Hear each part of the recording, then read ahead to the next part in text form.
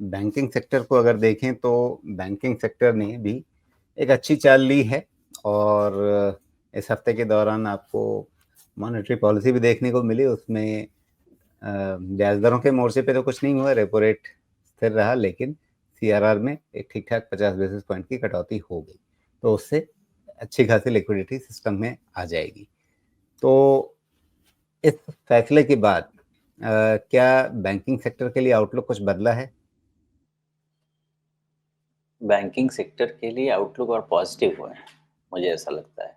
Reason, CRR cut हुआ, आपके पास loanable surplus बढ़ गया।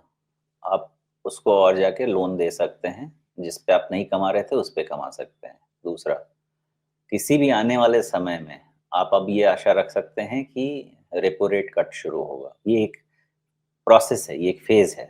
अब वो कब शुरू होगा? मुझे ऐसा लगता है अभी ये हार्वेस्टिंग जो होगी रबी क्रॉप की होगी ना शायद। इसकी जब हार्वेस्टिंग होगी, तो आपके जो ये आलू टमाटर जो परेशान कर रहे हैं, ये थोड़े शांत होंगे और 6 के नीचे रेंज में आ जाएगा इन्फ्लेशन। तो वहाँ पे फिर आपको रेट कट का भी थोड़ा रूम मिल जाएगा। जब रेट कट का रूम मिल जाएगा, तो उससे क्या होगा, बैंक्स का क्रेडिट ग्रोथ और बढ़ेगा।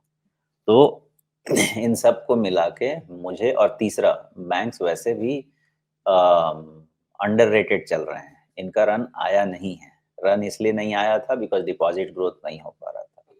मुझे लगता है कि अगले 2 साल में आपको बैंक्स का समय मिलेगा।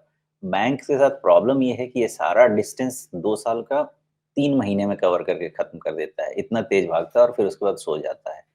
इसलिए बैंक्स में पैसा बने रहेंगे तो बनेगा, टाइम करेंगे तो नहीं बनेगा। जी। तो फिलहाल अभी इसमें रणनीति क्या रहनी चाहिए यहाँ पे? क्योंकि इसको तो ट्रेड भी करते हैं लोग, तो उस लिहाज से किन लेवल्स का हमें नए हफ्ते में ध्यान रखना है खास करके? ओके, इंडेक्स का ऐसा है राजीव जी कि सेम कैंडल ले लीजिए 5 दिसंबर का लो। ओके, वो है आपका 52,850। ओके, उसको 50 पॉइंट का डिस्काउंट दे दीजिए। क्यों इसको डिस्काउंट दीजिए? क्योंकि आप एक कैंडल का हाई पीछे आप देखेंगे, विच इज़ 28 नवंबर का हाई इज़ 52,760। ओके, ये भी हो सकता है कि 52,850 वाला छोड़ के सपोर्ट आपको जहाँ से ये ब्रेकआउट पॉइंट है, वहाँ से ले मार्केट। एंड देयरफॉर आपको बैंक निफ्टी 2 तरीके से ट्रेड करना पड़ेगा। तरीका नंबर 1, या तो आप इसको ट्रेड करें लॉन्ग, बाय डिप्स करें और 52,800 के नीचे क्लोज़ हो तो आप बाहर हो जाएँ।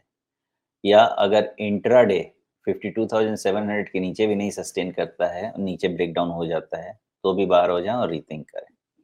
लेकिन बैंक इंडेक्स मुझे लार्जली लगता है कि अब 50 DMA, which is at 51,900 with a deviation of 200 points या 300 points, इससे ज़्यादा अब डाउनसाइड होना नहीं चाहिए।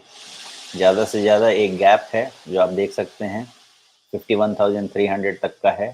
वो अगर कभी अगर कवर करेगा, हालाँकि वो एरिया गैप है, उसको बहुत ज़्यादा मैं वैल्यू नहीं देता, लेकिन कभी वो कवर किया तो हो सकता है वहाँ तक जाए।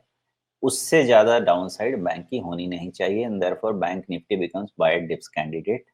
सम फाइन डे इसका ब्रेकआउट होना चाहिए और 57, 58, 59, 60 ये सब नंबर्स आने चाहिए। जी।